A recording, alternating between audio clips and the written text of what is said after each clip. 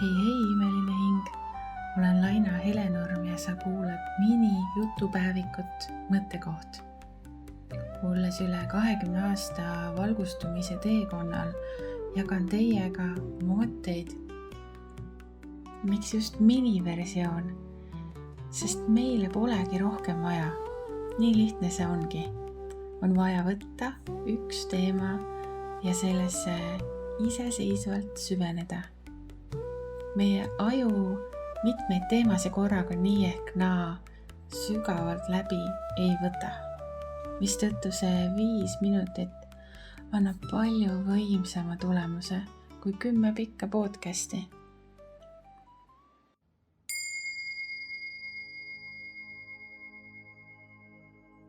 Kuidas me kõik oleme väärt toetavaid inimesi enda ümber. Inimesed, kes meie ümber on, mõjutavad meid nii ehk naa. Küsimus on, kuidas nad mõjutavad. Küsimus on selles, kas nad toetavad sinu teekonda, kas nad soovivad sulle parimat, kas nad on tõeliselt huvitatud sinu teekonnast. Sa oled tulnud siia maa peale eesmärgiga, oma erilise ande ja unikaalsusega, mis loob ühiskonnale imelist väärtust.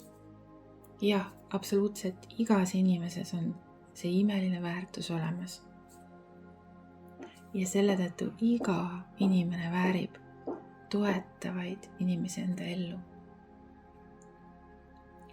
Ja ära unusta, sinu aeg, energia ja kohalolu on kingitus. Sa ei pea ennast kõigile kinkima. Tee tark valik, kellega enda aega jagad, sest vastasel korral ühel hetkel oled energiast tühi, õnnetu ja kogu elu tundub palju keerulisem, kui ta olla võiks. Nüüd aga küsimus, kuidas need toetavad inimesed enda ellu leida. Selleks, et see toetav inimene saaks su ellu tulla, on vaja esmalt neile ruumi teha. Vabaneda või eemalduda nendest suhetest, mis on toksilised. Toon välja 7 sammu, kuidas toksilistest inimestest vabaneda. Esimene samm on üsna lihtne ja loogiline. Tuvastada toksiline käitumine ehk siis selleks, et me saaks toksilisest suhtest vabaneda, on vaja üldse aru saada, millised suhted on toksilised. Kusjuures ma ütlen kohe ära, vähemalt pooled ei saa arugi, et nad suhtlevad toksiliste inimestega. Ja nad on nii kaua selle sees olnud, et see ongi muutunud normaalseks. Tihti on lapsepõlves olnud toksilisust, mistõttu see sama muster jätkub. Ning see kogemus võib tunduda lausa mõneti turvaline.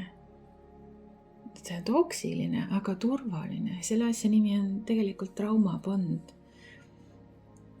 Kes tahab, võib uurida netist, aga traumapond on selle asja nimi. Ja minnes edasi põhiteemaga, siis toksilise inimese tunneb ära nendele 4 küsimusele vastates. Esimene on üsna lihtne. Kas ta on sinu vastu ebaviisakas? Emotsionaalselt ebaküpse käitumine. See on üsna loogiline märk toksilisusest. Et selguse mõttes ma toon selle siiski välja, aga ropsõnad, sõimud, manipuleerivad solvumised, ignoorimised, igal võimalusel draama tekitamine on märk emotsionaalselt ebaküpsest inimesest ja sellisel juhul on kindlasti see suhe toksiline. Teine punkt, mida väga paljud võib-olla ei oska üldse tähele panna või jah, et kas ta näitab huvi sinu vastu. Ehk siis, kas ta küsib sinu tegemiste kohta. Kui tegemist on toksilise inimesega, siis ta räägib üldjuhul vaid iseendast. Ja ta üldjuhul ei küsi sinu tegemiste kohta, sest tema ainuke huvi on endast rääkida ja talle tegelikult ei pakugi huvi sinu tegemised. Tasub ka jälgida, kas ta kuulab kohalolus. Et teinekord ta isegi võib-olla mõne küsimuse paotab, aga ta ei kuula sind. See on ka toksilisus. Et kas ta kuulab sind kohalolus ja ei tegele samal ajal muude asjadega. Ja seda, kui hästi ta tegelikult sind kuulab, näitab ära see, kas ta esitab küsimusi juurde, et sind paremini mõista. Need tegevused näitavad huvi, et ta on siiralt huvitatud sinu tegevustest. Ja sa väärid oma ellu selliseid inimesi, kes tunnevad su vastu siirast huvi. Kolmandaks ma tooks välja küsimuse, kas ta näitab välja kurbust ja pakub tuge, kui sul ei lähe hästi. Et toksiline inimene üldjuhul ei paku tuge, kui sul on raske, vaid hoopis eemaldub. Vahet ei ole, kui palju sina talle oled tuge pakkunud, tema aga seda vastu ei paku. Võib-olla ütleb välja põhjused, miks ta seda tegi. Aga tegelikult seal ei olegi ju mitte ühtegi õigustavat põhjust. Kui keegi just koomas ei olnud, kui ta sinu jaoks tahab olemas olla, kui ta tahab sinu jaoks toeks olla, siis ta lihtsalt on. Siis ta lihtsalt leiab viisi, et tulla ja olla.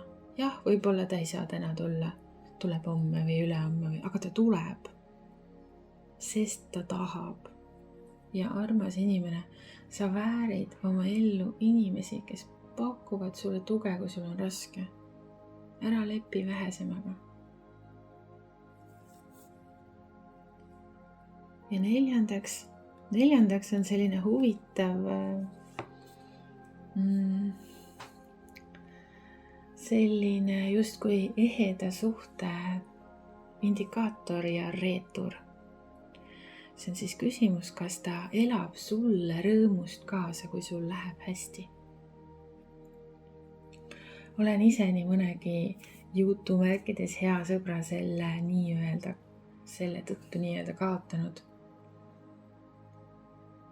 Aga ma ei kahetse sekundikski. Sest kui inimene tahab vaid rääkida oma edust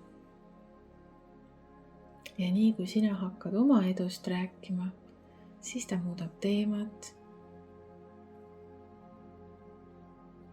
See kõik näitab, et ta ei suuda kaasa elada sinu edule ja õnnestumisele.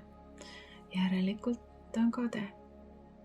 Ja kui ta on kade, siis järelikult ta polegi kunagi sulle siiralt head soovinudki. Need kaks asja lihtsalt ei käi koos.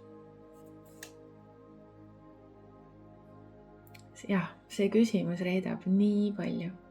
Kas ta elab sulle rõõmust kaasa, kui sul läheb hästi? Ja armas, sa oled väärt enda ümber inimesi, kes siiralt rõõmustavad ilma kadestamata.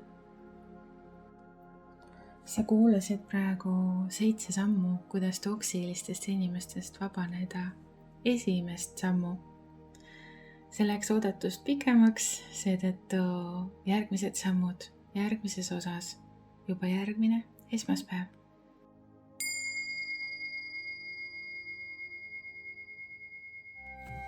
sa kuulasid minijutupäevikut Mõttekoht. See pole juhus, et sa seda videot näed. See oli sõnum sulle. Võta sellest maksimum